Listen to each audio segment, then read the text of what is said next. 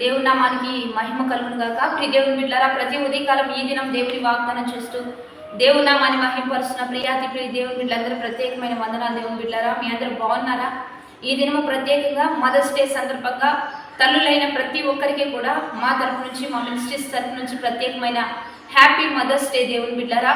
కాబట్టి తల్లులుగా ఉంటున్న ప్రతి ఒక్కరూ మరి సంతోషకరమైన ఈ దినమున మీ అందరినీ ప్రత్యేకంగా విష్ చేస్తూ ఉన్నాం. తల్లులుగా లేని వారందరూ కూడా మరి కుమారులు గల సంతోషం కలిగిన తల్లుల వలె ఈ సంవత్సరం దేవుడు మిమ్మల్ని అందరినీ చేయబోతున్నాడు.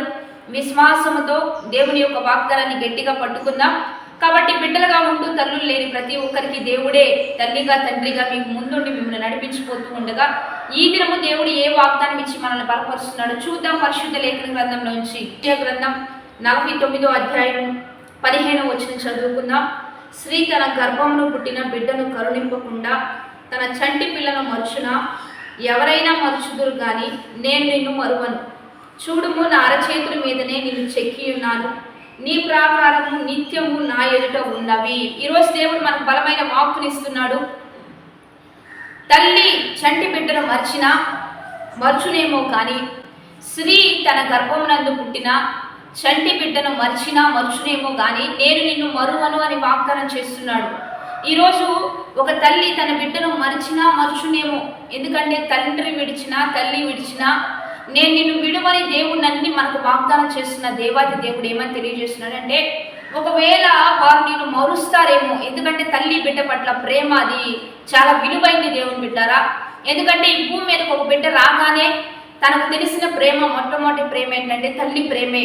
తదుపరి తండ్రి ప్రేమ తనకు అర్థమవుతూ ఉంటుంది. ఎందుకంటే తన ఆకలిని తీర్చి తనకి పాలిచ్చి మంచిగా పెంచుతుంది కనుక ఒక తల్లి బిడ్డ మధ్య ప్రేమ అది గొప్పది, చాలా విలువైనది. ఎవరు కూడా దాన్ని తీయలేని ఆ మధురమైన అద్భుతమైన ఆ బంధం ఏంటంటే తల్లి బిడ్డకు మధ్య ఉన్న బంధం. దేవాది దేవుడు ఏమని సెలవిస్తున్నాడంటే, ఒకవేళ వారు మరుచురేమో కానీ నేను నిన్ను మరువని దేవుడిని వాగ్దానం చేస్తున్నాడు. ఈరోజు దేవుని బిడ్డారా ఏమని తెలియజేస్తూ ఉన్నాడంటే, ఇప్పుడు ఒక తల్లి తన బిడ్డను సహజంగా కొన్ని విషయాల్లో మర్చిపోతుందేమో కానీ తను నిద్రపోతూ, ఒకవేళ రాత్రికాల సమయంలోనే తన గాఢంగా నిద్రపోతూ తన బిడ్డను మర్చిపోతుంది. కానీ మన దేవుడు, నీ దేవుడు మరి కంటికి రెప్పల కునుకైనను లేకుండా రాత్రి పగలు మరి కంటికి రెప్పలా మనల్ని కాచి కాపాడే గొప్ప దేవుడు మనకున్నాడని మనం విశ్వసిద్దాం. ఎందుకంటే ఆయన అంటున్నాడు, నా అరచేతుల్లోనే నేను చెక్కి ఉన్నాను. వారైనా నిన్ను మర్చిపోతారేమో కానీ నా అరచేతుల మీదనే నీ ప్రాకారములు నా ఎదుట ఉన్నవి అని దేవుడే తెలియజేస్తూ ఉన్నాడు. దేవుని బిడ్డారా, ఎందుకంటే ఒక కుండ కుమ్మరి చేతిలో ఉంటే అది అందంగా రూపుదిద్దపడతా ఉంటుంది. ఒక కర్ర, ఒక చెక్క, ఒక మంచి మరి కార్పెంటర్ చేతిలో ఉంటే అది అద్భుతంగా ఒక అందమైన మరి ఒక మంచి వస్తువుగా రూపుదిద్దపడతా ఉంటుంది. అలాగే మనల్ని దేవుడు తన అరచేతుల మీదనే తన చేతుల్లోనే పెట్టుకుంటున్నాడు కనుక ఖచ్చితంగా నీ జీవితాన్ని దేవుడు అద్భుతంగా అందంగా మలచగలడు.